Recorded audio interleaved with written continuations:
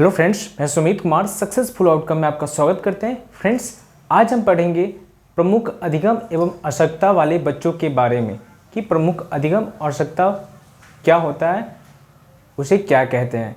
तो फ्रेंड्स, सबसे पहले अगर अभी तक हमारे चैनल पर नए हैं तो प्लीज़ चैनल को सब्सक्राइब करें और बेल आइकन को ज़रूर प्रेस करें ताकि इसी तरह की जो वीडियो है उसकी नोटिफिकेशन आप तक आसानी से सबसे पहले पहुँच सके। तो फ्रेंड्स, आप लोग कैसे हैं? उम्मीद करते हैं आप लोग अच्छे होंगे।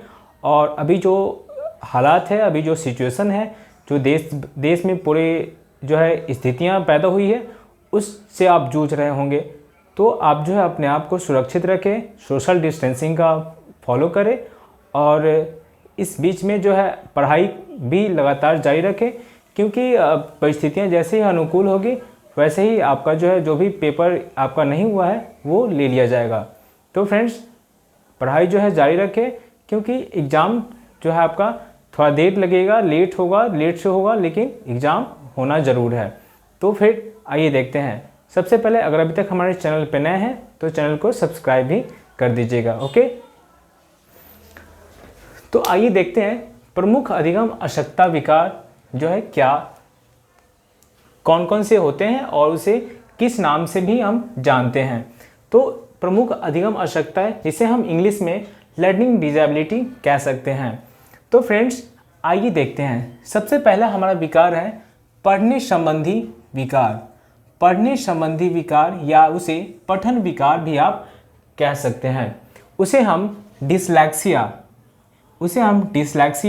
या एलेक्सिया के नाम से जानते हैं।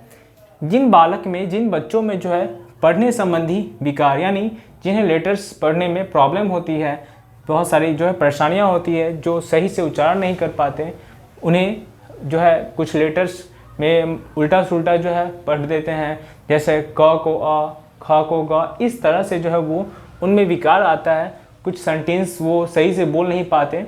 तो उसे हम डिसलेक्सिया या एलेक्सिया के नाम से जानेंगे। वैसे बच्चों को हम कह सकते हैं कि वो बच्चा जो है उसे डिसलेक्सिया है या एलेक्सिया है।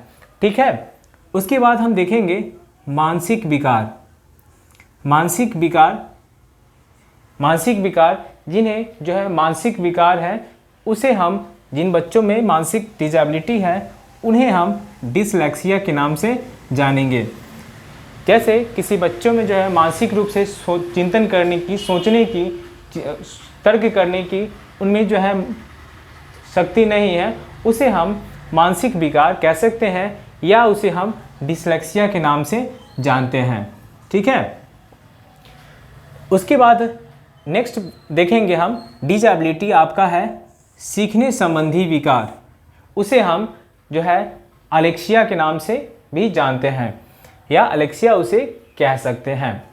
जैसे बहुत सारे ऐसे बालक होते हैं, ऐसे बच्चे होते हैं जिन्हें हम कोई नई चीज़ सिखाने का प्रयास करते हैं, कक्षा में हो या फिर परिवार में या फिर समाज में या फिर आस पड़ोस कुछ ऐसे बच्चे होंगे जिन्हें आप देखते होंगे कि कुछ ऐसे चीज़ें जो नई चीज़ है उसे सिखाने का प्रयास करते होंगे तो वो जल्दी नहीं सीख पाता है। तो उसे जो है डिसलेक्सिया की जो है बीमारी हो कह सकते हैं, वो डिसलेक्सिया से ग्रसित होता है, जिसकी वजह से जो है उसे सीखने में जो है दिक्कतें आती हैं। लेकिन उसके बाद जो है उसे समझकर सही से उसका ट्रीटमेंट किया जा सकता है। ठीक है, नेक्स्ट है आपका लिखने संबंधी विकार। लिखने संबंधी विकार से मतलब है कि जिस बालक में या जिस व्यक्ति में कह सकते हैं, जिन बच्चों में जो है लिखने संबंधी, जैसे कुछ लिख रहे हैं लेटर से संबंधित या कोई पैराग्राफ दे दिए उनको लिखने के लिए, लेकिन वो लिख नहीं पाते हैं, लिखने में समस्या आती है, उन्हें लेटर जो है समझ में आता है कि कौन सा लेटर कहाँ पे, और उल्टा सुल्टा जो है लिख देते हैं। तो वैसे बच्चों को हम कह सकते हैं कि उसे जो है डिस्ग्राफिया से ग्रसित है या उसे डिस्प्रैक्सिया भी कह सकते हैं। तो हम यहाँ देखेंगे कि लिखने संबंधी विकार से जो ग्रसित होगा उसे हम डिस्ग्राफिया या डिस्प्रैक्सिया नाम से जानेंगे। ठीक है, उसके बाद है नेक्स्ट आपका डिसेबिलिटी है आपका शारीरिक अक्षमता कह सकते हैं फिजिकल डिसेबिलिटी, जिन बच्चों में जो है शारीरिक अक्षमता, यानी जिन्हें जो बालक जो शारीरिक रूप से अक्षम होगा, जिसे सही रूप से चलने में, फिरने में या फिर कुछ जो है शारीरिक इंटरनली उसे प्रॉब्लम होगा, उसे हम कह सकते हैं कि वो जो है डिस्ग्राफिया या डिस्प्लेक्सिया से ग्रसित है। जैसे शारीरिक रूप से जो अक्षम बालक होगा उसे हम कह सकते हैं कि वो डिस्ग्राफिया या डिस्प्लेक्सिया, ये दोनों आपका सेम है। यदि अगर आपसे पूछा जाए कि लिखने संबंधी विकार या पूछा है आपसे अगर क्वेश्चन में कि जो है शारीरिक रूप से अक्षम अगर कोई बालक है उसे किस नाम से जानेंगे, तो हम डिस्ग्राफिया या डिस्प्लेक्सिया नाम से जानेंगे।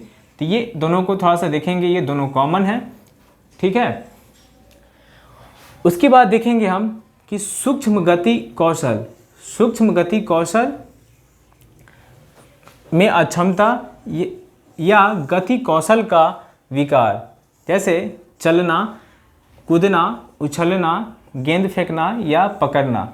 तो ये देखिए गति कौशल विकार का ही ये सभी रूप है। जैसे चलना तो हम गति में है, चल रहे हैं। कूदना जैसे हम छलांग लगा रहे हैं, कूद रहे हैं, हाई जंप, लॉन्ग जंप कुछ कर रहे हैं। तो ये सभी जो है आपका जो है ये जो है आपका गति कौशल के से संबंधित आता है। तो ये हम देखेंगे, इसे जो हम डिस्प्लेक्सिया नाम से हम जानेंगे। यहाँ हम देखेंगे कि विकार जैसे चलना, कूदना, उछलना या गेंद फेंकना इत्यादि या पकड़ना रहे, अगर ये पूछा जाए अगर आपसे प्रश्न में, ये सब जो है किससे संबंधित है, अगर आपका ऑप्शन में डिस्प्लेक्सिया रहे तो ये आपका ऑप्शन सही होगा। तो यहाँ देखेंगे हम कि सूक्ष्म गति कौशल में अक्षमता, गति कौशल का विकार जिसमें गति हो रही हो, जैसे चलना, कूदना, उछलना, गेंद फेंकना या पकड़ना, इसे हम डिस्प्लेक्सिया के नाम से जानेंगे। उसके बाद है आपका नेक्स्ट डिसेबिलिटी है आपका गणित संबंधी विकार।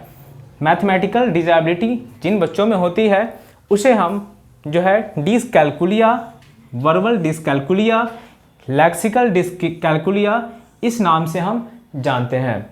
जैसे किसी बालक में जैसे गणित संबंधी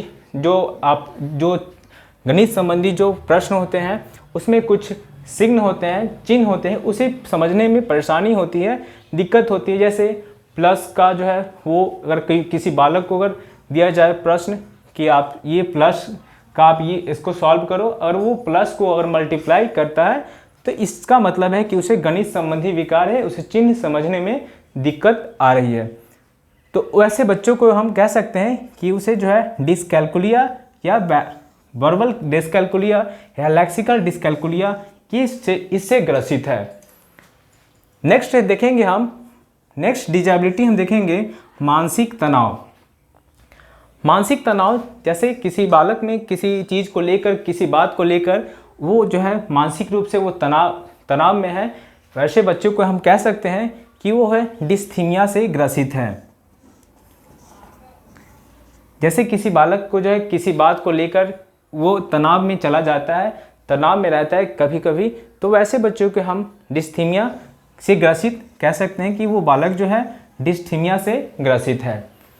अगर आपसे अगर प्रश्न पूछा जाए कि मानसिक रूप से तनाव में अगर कोई बच्चा है तो वो जो है उसे क्या कहेंगे, तो उसे कह सकते हैं कि डिस्थीमिया से वो बालक ग्रसित है।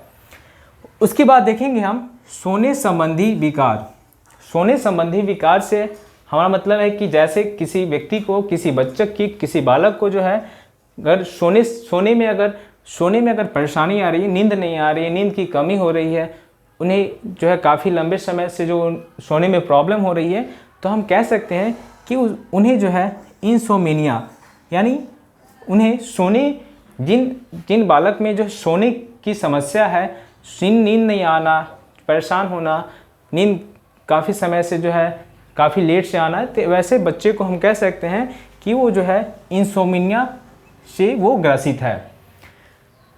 आगे देखेंगे हम बोलने संबंधी विकार से मतलब है कि जैसे किसी से हम, जैसे कोई बालक जैसे बात कर रहा है, हम बात कर रहे हैं किसी से, तो जैसे सेंटेंस हो या फिर वाक्य हो या लेटर्स हो, तो उसका इस्तेमाल कौन सा लेटर कहाँ पे इस्तेमाल करना है, कौन सा शब्द कहाँ पे इस्तेमाल करना है, क्या कौन सा सेंटेंस कहाँ पे इस्तेमाल करना है, उसे जो है सही रूप से यूटिलाइज जो है वो नहीं कर पाता है। तो उस वैसे बच्चों को हम कह सकते हैं कि जिन्हें बोलने में जो है प्रॉब्लम आ रही है। बहुत बच्चे ऐसे जो होते हैं हकला कर बोलते हैं, जिन्हें बोलने में काफ़ी प्रॉब्लम क्रिएट होती है, बोलने में काफ़ी ज़्यादा परेशानी होती है। तो वैसे बालक को हम कह सकते हैं कि वे वैसे बालक को हम कह सकते हैं कि उन्हें जो है अपरिक्षीय बीमारी से वो बालक जो है ग्रसित है। ठीक है, नेक्स्ट देखेंगे हम डिसेबिलिटी, स्वर अक्षमता।